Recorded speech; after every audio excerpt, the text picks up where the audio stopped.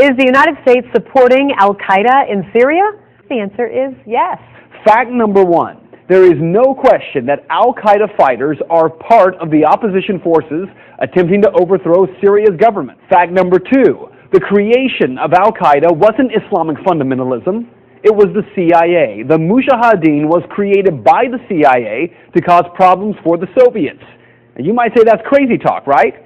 Here's Secretary of State Hillary Clinton. To be fair, we had helped to create the problem we're now fighting. How? Because when the Soviet Union invaded Afghanistan, we had this brilliant idea that we were going to come to Pakistan and create a force of Mujahideen, equip them with Stinger missiles and everything else to go after the Soviets inside Afghanistan. And we were successful. The Soviets left Afghanistan, and then we said, great, goodbye, leaving these trained people who were fanatical in Afghanistan and Pakistan, leaving them well armed, creating a mess, frankly, that at the time we didn't really recognize. We were just so happy to see the Soviet Union fall, and we thought, okay, fine, we're okay now. Everything's going to be so much better. Now you look back, the people we're fighting today, we were supporting in the fight against the Soviets. So it's not a conspiracy theory, it's history. And it's history that's being repeated in Libya and now in Syria. But there is a bigger problem here, one that every American should be questioning. We're fighting al-Qaeda in Afghanistan, but we're also bombing al-Qaeda targets in Pakistan and in Yemen.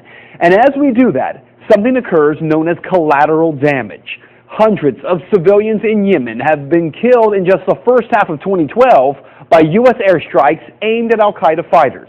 We also have a history of kind of moving in and out of Pakistan. I mean, let's remember here, the people we are fighting today, we funded 20 years ago. And we did it because we were locked in this struggle with the Soviet Union. They invaded Afghanistan, and we did not want to see them control Central Asia. And we went to work. And it was President Reagan in partnership with the Congress, led by Democrats, who said, you know what, sounds like a pretty good idea. Let's deal with the ISI and the Pakistani military, and let's go recruit these Mujahideen, and let's get some to come from Saudi Arabia and other places, importing their Wahhabi brand of Islam so that we can go beat the Soviet Union.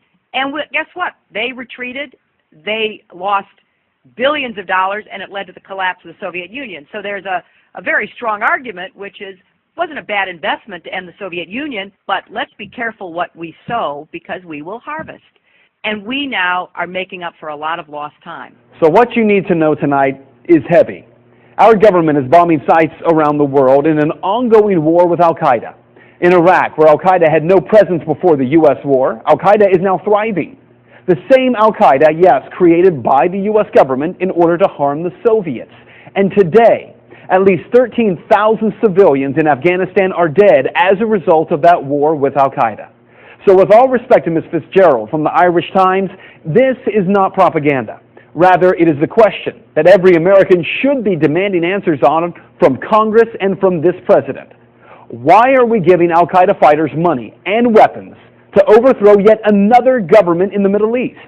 Today, our government claims they're freeing the people of Syria. Tomorrow, if history tells us anything, we will be killing and wounding civilians in airstrikes and then referring to them as collateral damage in a war with an enemy who we brought to power.